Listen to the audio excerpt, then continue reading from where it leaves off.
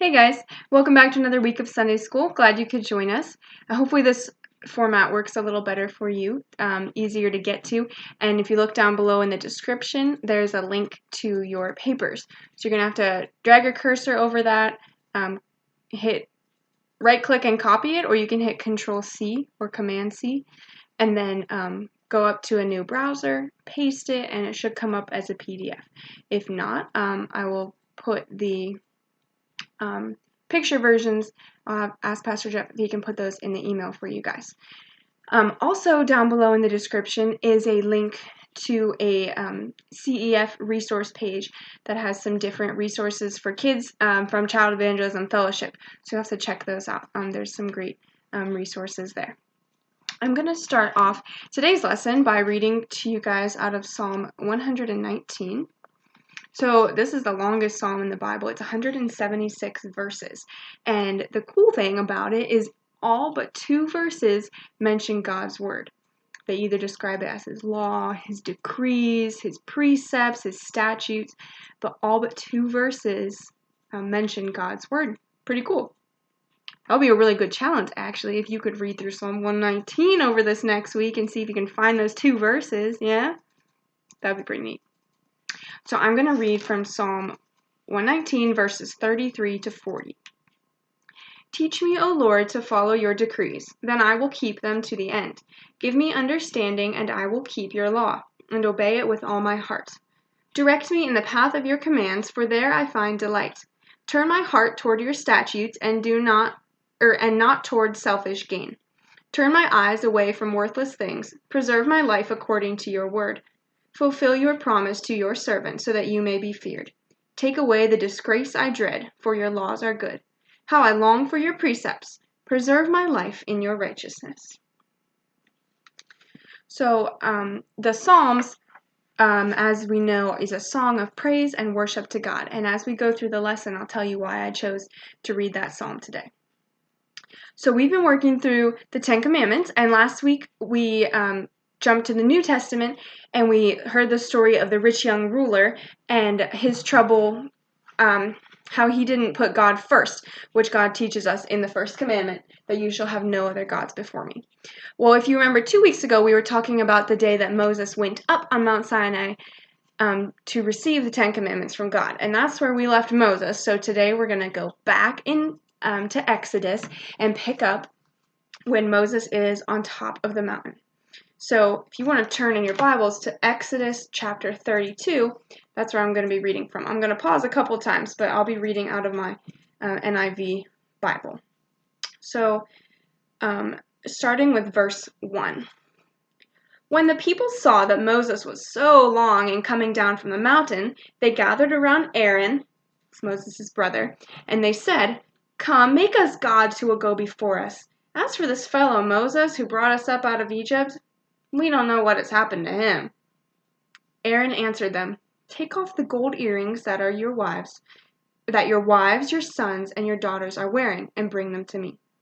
So all the people took off their earrings and brought them to Aaron. He took what they handed him and made it into an idol cast in the shape of a calf, fashioning it with a tool.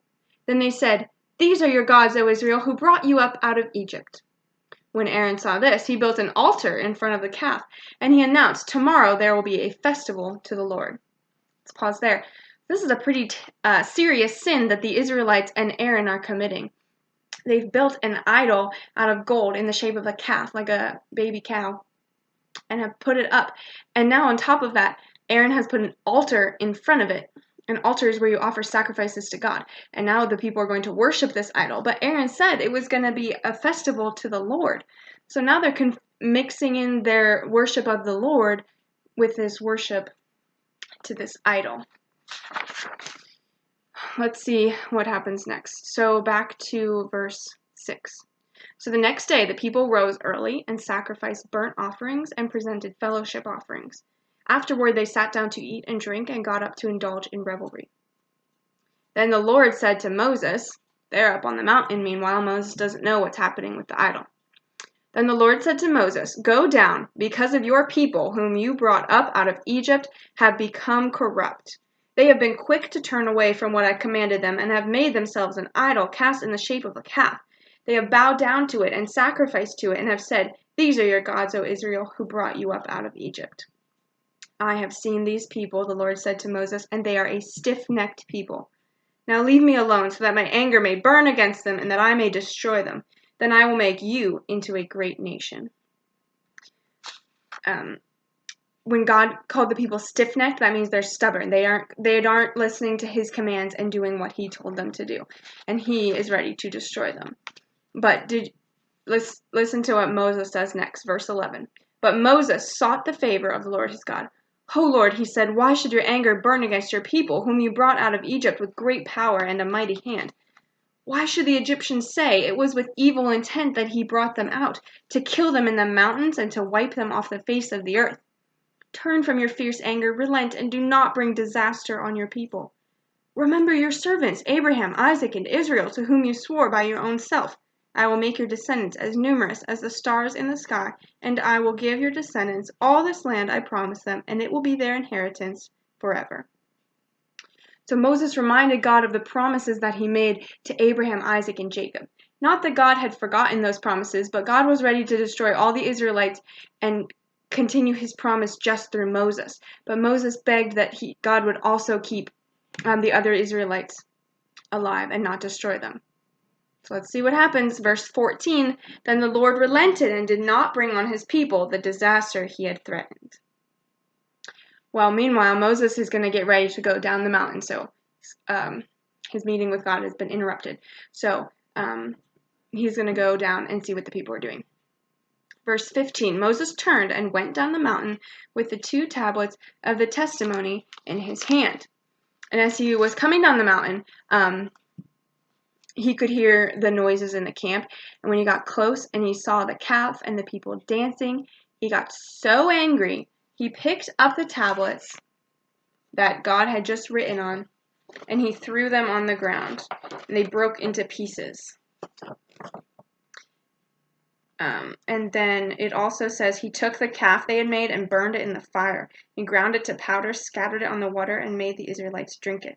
And he said to Aaron, "What did these people do to you that you led them into such great sin?"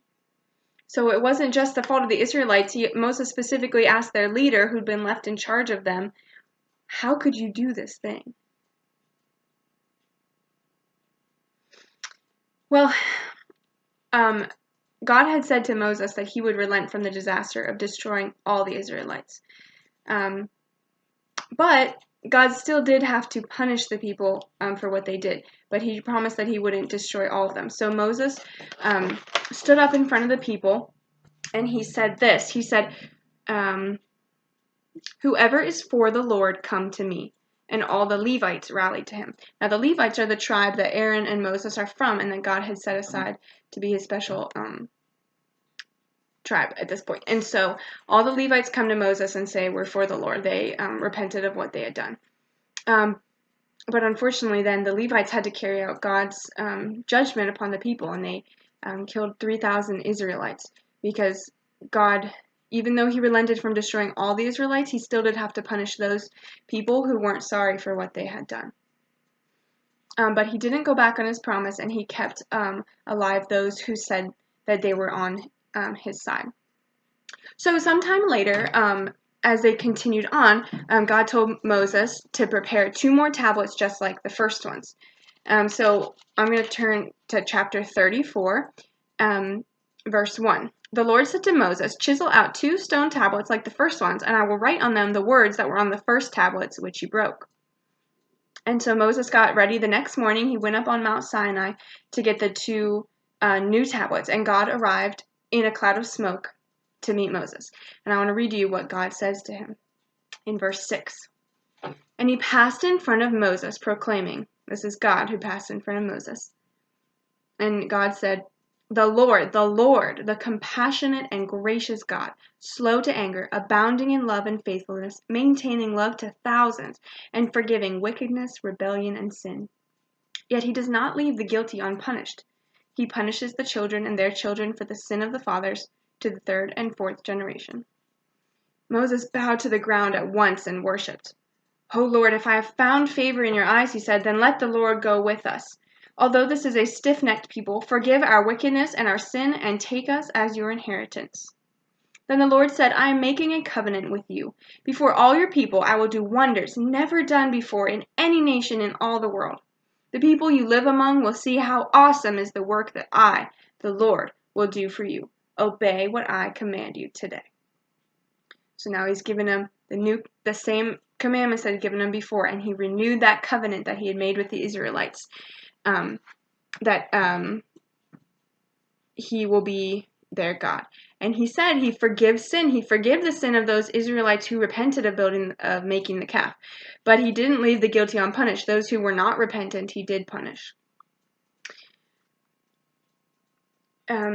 So in the New Testament, God's promises of the covenant were extended to Gentiles, who are people who weren't born of Israelite descent or Jewish. So that's us. At least everyone who I know at our church that isn't born of Jewish descent. And God promised to all of us that we could also be part of his kingdom. And when God does things in our lives, it does like what he said to the Israelites, that he would do wonders that would make people see that he was God. Remember back then he parted the Red Sea. He had done that before them, and the Egyptians had been killed. And he did amazing things all throughout the Old Testament for the Israelites, and the nations around them could see that God was in control, and that unless God decided that the other people would win the battle, they wouldn't. They couldn't fight against this God. And God does things in our lives too that show who he is, and we should give all that glory to him. So even though we don't do drastic things like the Israelites, like melt all of our earrings and build calves and worship them, there's still ways that we don't worship God in the way that we're supposed to. So this commandment that says, you shall not make yourself a carved image, or have any, you shall not make yourself a carved image, tells us that we need to worship God the way that the Bible tells us to worship God. And if we worship God in another way, then we're worshiping him falsely. So I wish I could ask you guys what some examples are that you think, but if you want, you can pause for a second and think about that. Talk with anyone who's watching with you. What are some ways that we could worship God falsely, not the way that he tells us to in the Bible? So I'll say a couple. There's one way that we could worship God the way he's not described in the Bible is if we ignore some of the descriptions of God. So say we want to ignore the fact that the Bible tells us that God shows anger, or that he punishes people like he did in this story. So some churches or people might just focus on God being love and his grace and his goodness, which is all true, but then they leave out all the parts about God bringing justice and judgment and punishment because they don't like those parts. But that's not worshiping the God of the Bible. That is not who God is, so that's worshiping someone different than the one true God. Another way that could happen more personally is when we're going through all the motions of worshiping God, but in our hearts and our minds, we're not focused on God or wanting to worship him. We might just be acting like it, but really be thinking to ourselves that we don't believe it, or that it's not true, or we're just thinking of someone or something else. And so that's not giving our worship to God. The Bible tells us in John 4:24 that God is spirit, and his worshipers must worship in spirit and in truth. And so God has put a spirit in us to worship him. So I have our second catechism question here. What does the second commandment teach you? To worship God only as he commands, and not to worship God by using statues or pictures. So like I was saying, we don't need statues to help us worship God. And we don't need pictures of God because he's a spirit. We can't imagine what God looks like. And that's not the way that we're to worship him anyway. The Bible tells us, like I just said, that we worship God in spirit. So because God is spirit, he's put a spirit inside of all humans. And that's the way they can worship him. That's why animals don't worship God or go to church or accept Jesus into their hearts. And for those of us who, once we do accept Jesus into our hearts, we have the Holy Spirit. But that's how we worship God, is through that spiritual connection. So that's why we don't have images of God or drawings that we depict him, because often those things just distract us from worshiping God. We begin to focus on that thing itself and not focusing God, or not on worshiping God in spirit. So I'll stick that on our poster later, and let me show you guys your paper for this week.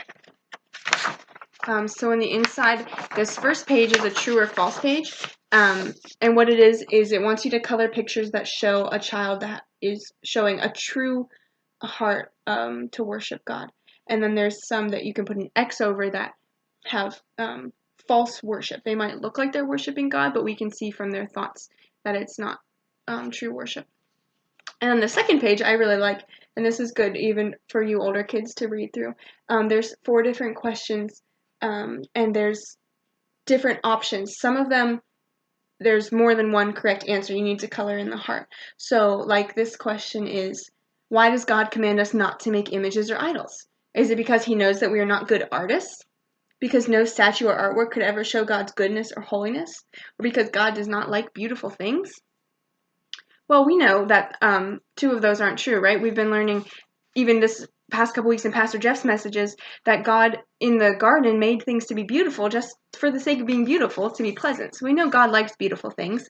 And we know that he gives people the ability to do those beautiful artistic things. In the Old Testament, when they were building the tabernacle, he told people to weave beautiful fabric and carvings out of wood. So we know that God gives us ability to do beautiful things. But like I said, we can't capture his beauty and goodness in anything that we create, and it would distract us from worshiping him. So go ahead and work through those. And then the last thing we're going to do, and you're going to see this down below as well, or in the email, is make your own 10 Commandments booklet. So I have them printed out here to show you. So they should look like this. There's 2 sheets. The first thing you want to do is cut around those tablets, and I did that already. Voila. There it is. So cut around those tablets, and then you're going to then take your scissors and cut along these dotted lines. So look closely. You have to be careful because the dotted lines only go in so far.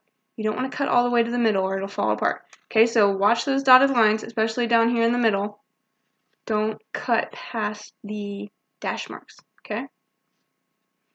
Alright, once you have all those cut, I'm going to do this part with you. Take some glue, and there's 4 sections that say paste on that other sheet. You're going to put glue in the parts that say paste. Then you're going to take the sheet that you cut on, which was sheet 2.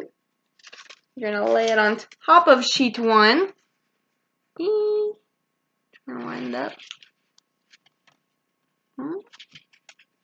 Got it. And then it'll just stick to those specific parts. Okay, so it should look like this now. It's all one piece. Now you're going to fold. There's a fold A in the middle there.